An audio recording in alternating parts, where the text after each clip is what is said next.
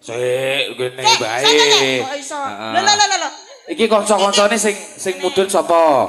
Sing mudhun sapa? Gawe Mbak Ya. Ayu. Ini karena teman-teman satu perjuangan dari Campur Sari Papat Songo yang merintis dulu dan juga sekarang saged ngrembaka ngrembayung bebasanto kaya wit ringin kang akeh godhonge. Mas Zen. Wes, ayo. Ayo wong, wis iki lho. Madhepe rono sing anteng ngono to. Wah. Lho ya iki jan Nggih tombo kesel iki nggih. dipoto. Dipoto.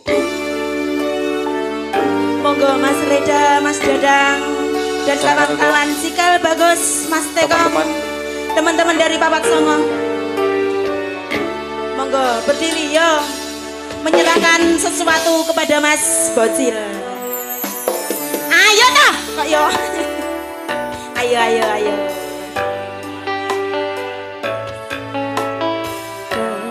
Kebak tresnan, kebak kasih lan sayang.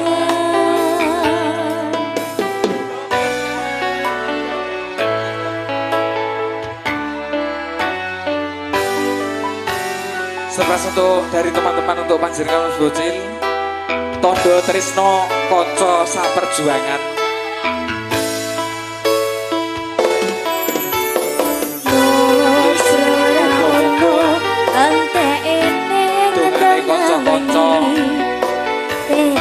Muga-muga sing ngancani nggon omah-omah sakrembuyung sampeyan kaya lagi kasmaran ayam tentrem tumata lan jinawi mlaku teko tuwa bebarengan goyang Mas Bocil goyang tipis ayo rapopo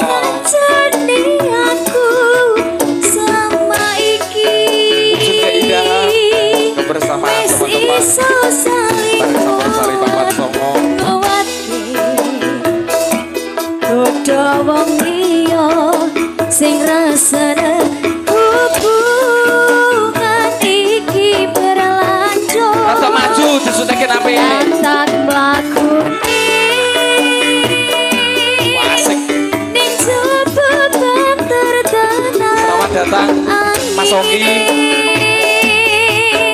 saya dewasa nganteni badai terang nanging sinau nari ning tengah udan.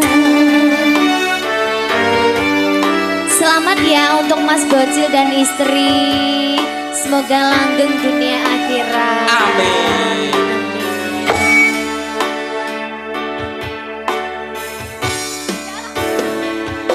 Melewati rintangan Asto supaya nebakon banget saliro yen rupeto anada mugi selawase ngancani setyo tulus ku anggon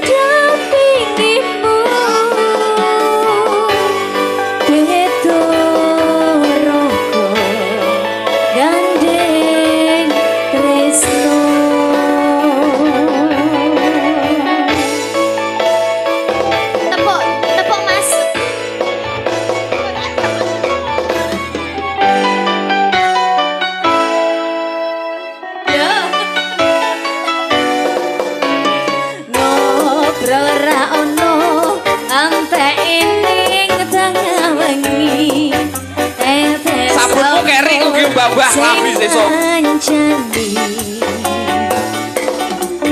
aku sampeyan koyo lagi kasmaran tenang mlaku teko tuwa bebarengan yo matur suwun wis rancani sama iki